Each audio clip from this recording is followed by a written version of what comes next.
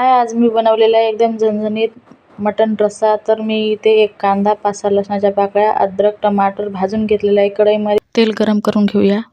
मध्ये तमालपत्र टाकून पेस्ट टाकून मी भाजून घेतलेले आहे। त्यामध्ये मीठ, हळद, जिरा पावडर, मटण मसाला, गरम मसाला, सुकं खोबरं भाजून घेतलेलं, कांदा मसाला, लाल तिखट आणि इथे मी फुटाण्याचं कूट टाकून हे चांगलं परतून घेतलेलं आहे। इथे मी काश्मीरी लाल मिरची टाकत आहे, लाल पावडर, त्याच्याने भाजी आपली एकदम लाल होते। आणि इथे मी मटण घेतलेलं आहे। हे मटण टाकून मसाल्यामध्ये चांगल्या प्रकारे परतून घेत आहे।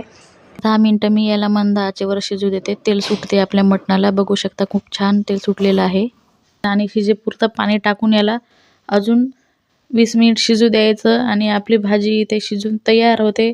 तर इथं बघू शकता तुम्ही किती छान आणि एकदम झणझणीत एकदम भन्नाट भाजी तयार झालेली आहे। खूपच छान लागते ही भाजी। कोथिंबीर टाकून सर्व केलेली आहे। तर एकदा नक्की ट्राय करा आणि व्हिडिओ आवडला असेल तर लाईक, शेअर, सबस्क्राईब नक्की करा। धन्यवाद।